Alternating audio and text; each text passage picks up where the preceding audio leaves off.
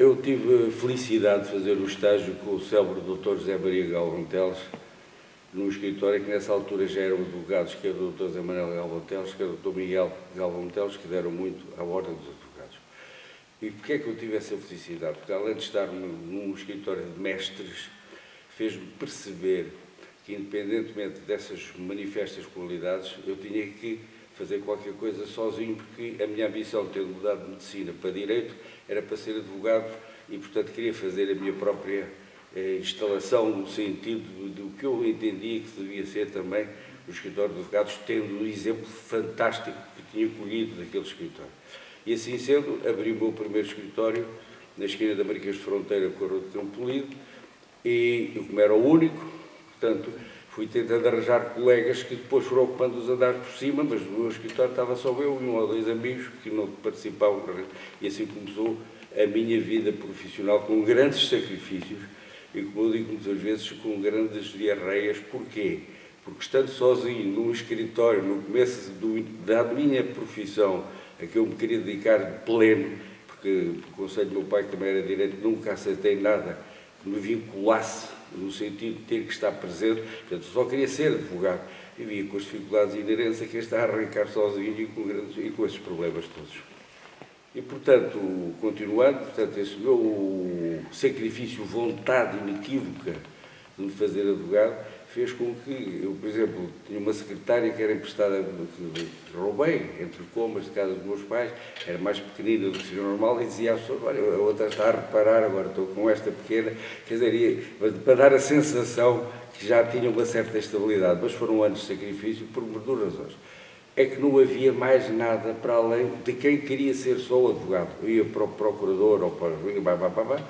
ou então era só podia viver dos clientes. E como eu queria fazer a 100% de advocacia livre, tive que fazer sacrifícios que hoje me orgulho, me honro muito e que me ensinaram, acima de tudo, que vale a pena ser-se advogado.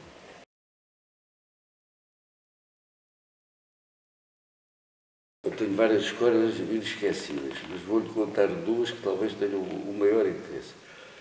Eu, portanto, tive imensos cargos na Ordem dos Advogados, por escolha dos meus colegas, exceto um célebre conselho especial que existiu e que deixou de existir passados uns anos, que era bastonário do Dr.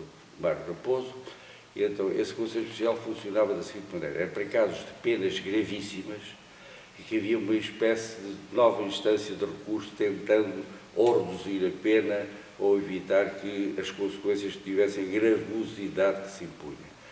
E surgiu-me um colega do Norte, e que eu, por azar, era um advogado nomeado pelo Ministro da Justiça, que foi o meu caso, que era na altura o Dr. Mário Raposo, era um advogado nomeado pelo bastonário, que era o Dr. Carlos Lima, e presidido pelo bastonário, professor Carlos Lima. Sim, senhor, assim foi. Se uma bola vermelha, tive eu que ser o relator do processo. Então telefonei a esse advogado do Norte e disse: "Sr. isto é aqui muito complicado, isto a pena vai ser possivelmente muito pesada. Gostava que o doutor me desse elementos que me ajudassem na apreciação que eu tenho que fazer de todo este processo, preocupar-me um bocadinho com a sua situação, haver uma justificação." E a resposta que tive foi esta: daqui a 30 anos ando eu de Ferrari e o Sr. doutor ainda está a trabalhar. Está a ver? Isto passou-se exatamente assim. Era o Sr. doutor, ando eu de Ferrari e o Sr. doutor ainda está a trabalhar. É evidente que teve a pena máxima. E assim, portanto, eleito pela primeira vez, muito jovem, para o Conselho Distrital da Ordem dos Advogados, presidido por um grande homem, que era o Dr. Carlos Pardal, e Fernando Pardal, e, entretanto, tinha uma estagiária, que não digo o nome, mas que era de uma família de grandes latifundiários, e que me telefona a dizer: eu vou ser presa pelo COPCON para mandar de captura. E eu disse: olha, então vamos o seguinte, era sexta-feira, tempo que parece a história do soldado, vamos ali ao Forte do Duque para ver se substituímos esse mandado, se há o mandado de captura, se o substituímos o mandado de... Lá fomos, chegámos ao pé da sentinela cá abaixo. Hoje é sexta-feira, o senhor não consegue falar com ninguém, pronto, mas olha, que eu sou teimoso, não vou sair daqui. Coitadinha dela, que cada vez tremia mais.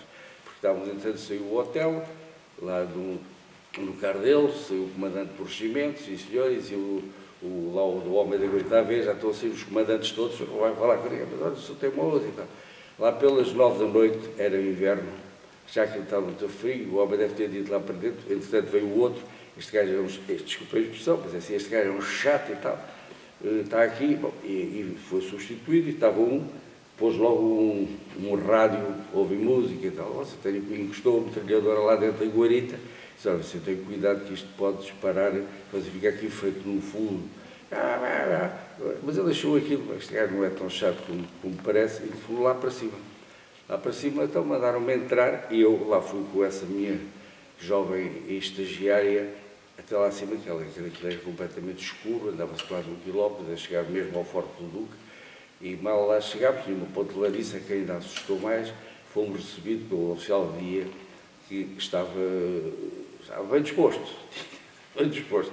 E disse, então o que é que o senhor quer? Então, eu tenho aqui este problema, há aqui um engano, esta senhora parece que tem uma data de captura e nós precisávamos de averiguar isso. É para isso que me vem chatear, estava a estragar o bridge, está bem, mas tem que ser, é a vida, é assim. Pronto, então vamos aqui ao meu gabinete, ao gabinete do nosso camarada hotel. Lá fomos ao gabinete.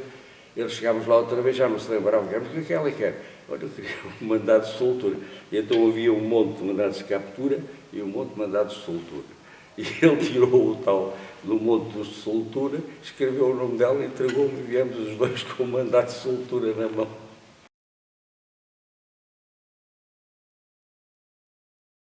A relação foi fascinante com a Ordem, por duas razões, por variedíssimas razões. Primeiro, pelos excepcionais elementos que compunham esse meu primeiro conselho distrital, que era de facto notável, em que nós, quando acabámos o nosso triênio, deixámos o único processo atrasado, mas tivemos sempre várias interrupções que resultavam de colegas que eram presos e, portanto, cada vez que um colega era preso, o Conselho Distrital nomeava um dos seus elementos, mandatava um dos seus elementos para acompanhar e para ter uma espécie de salvo-conduto para os visitar no sítio onde estavam metidos ou para ter interferência no que estava a passar.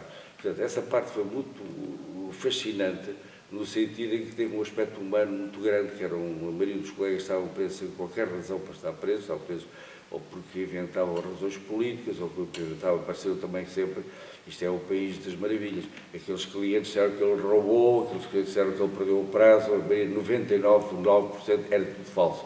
Pronto, mas levavam uma detenção e eles estavam detidos. E, portanto, a nossa preocupação do Fernando Pardal era que nós dessemos essa assistência e demos, por isso havia noites e noites em que não dormíamos, porque a entrada nas prisões não era a hora que nós queríamos, não era aquilo tudo, pronto, e fez parte um bocadinho. Por outro lado, do ponto de vista profissional, teve outro aspecto significativo. Sendo eu muito novo e com poucos anos de carreira, percebi que trabalhar com advogados de grande prestígio, como os que na altura constituíam esse Conselho Distrital, que foi eleito em 75, deu-me logo uma maturidade enorme, porque eu absorvia a experiência deles, absorvia, como é óbvio, os conhecimentos profundíssimos que eles já tinham da profissão, que eu era manifestamente mais novo que todos os outros, e, portanto, foi importantíssimo para a minha formação e, acima de tudo, sentir que valia a pena um dia poder continuar a ser eleito por mais colegas para órgãos da Ordem. E assim foi, onde pertencia a todos os conselhos da Ordem dos Advogados por eleição direta dos meus colegas. Mas tem uma coisa engraçada, perdi 2 eleições da seguinte maneira, como vice-presidente do Dr. José Manuel Galvão Teles, perdemos por 17 ou 18 votos, mas perdemos e assumimos imediatamente com grande honra o novo bastonário, e perdi como membro do iria ser votado para membro do Conselho Superior com o Dr. Zé Vera Jardim, em que também perdemos por meio dúzia de votos, mas de qualquer maneira o voto é para respeitar, seja nem por 1, seja por 100, seja por 50, temos que respeitar e temos que dar dignidade a quem vai governar a Ordem dos Advogados.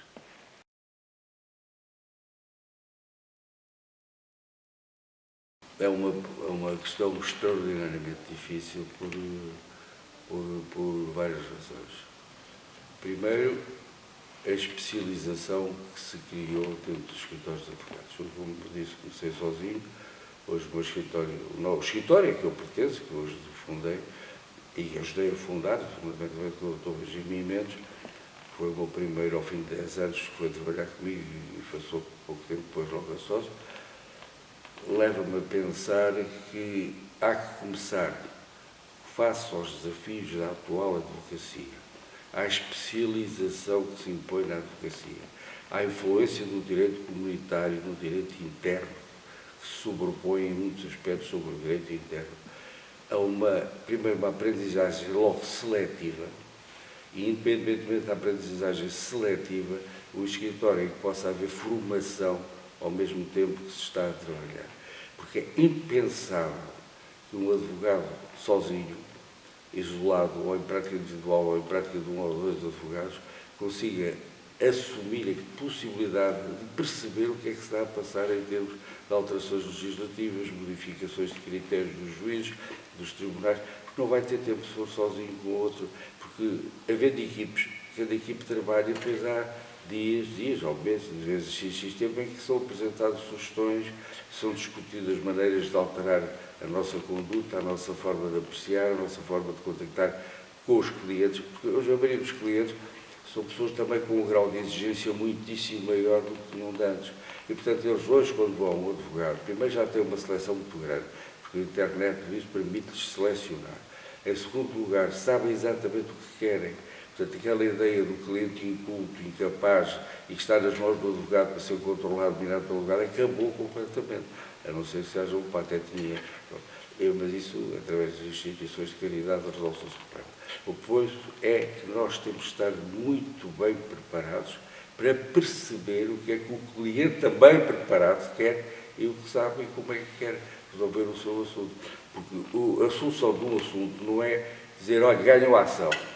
É encontrar condições para que, através do ganho daquela ação, ele continue com a normalização da sua vida e não tenha sido um hiato, um corte frontal com o percurso que ele tinha da empresa ou da vida familiar, porque não é só a nível da empresa, mas a nível familiar, também problemas complicadíssimos, portanto, eu só sinto completado quando, após a decisão ou o acordo que muitas vezes estas situações levam, há uma vantagem para o cliente. Pode não ganhar tudo, mas tem mais vantagem se ganhar tudo do que se ganhar tudo, ficar muito contente, mas depois não perceber o êxito que lhe trouxe, o benefício do êxito que teve com aquela ação.